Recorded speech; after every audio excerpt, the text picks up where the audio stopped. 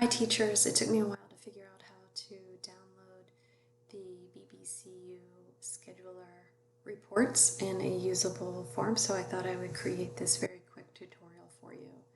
So what I did is I opened a new tab and I signed into BBCU scheduler, and it looks like I'm already signed in.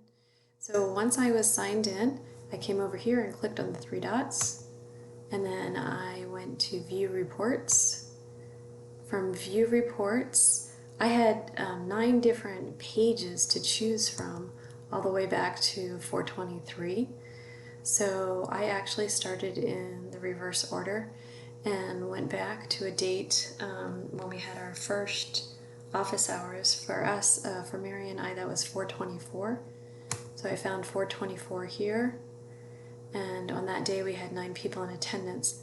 All of these other programs that the scheduler is showing is Mary and I going into the platform on our own, either to add some files ahead of class or check and make sure things were working. So the ones that you actually need to save are just the ones that represent your actual synchronous lesson or your office hours. Then you go to view report. From view report, you're going to come over to the left side and go to export to CSV. When I click this, it becomes downloaded to my computer. It shows up at the bottom of the screen. I click on that.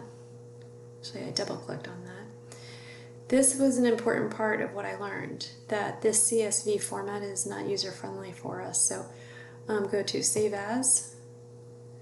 When Save As appears, my computer has already been saving these. So I created a folder just for the distance learning attendance. I click on that. And what I'm saving here, I chose to change the date to be the first thing in the file, so whoever is inputting the data would have a much easier time with that. So I would just copy and paste it, and then I erased it, which I could have done in one step there. And then this is an important part. The CSV file is not user-friendly, so save it as an Excel workbook. When I click on that, I hit save, and then it is saved into my folder.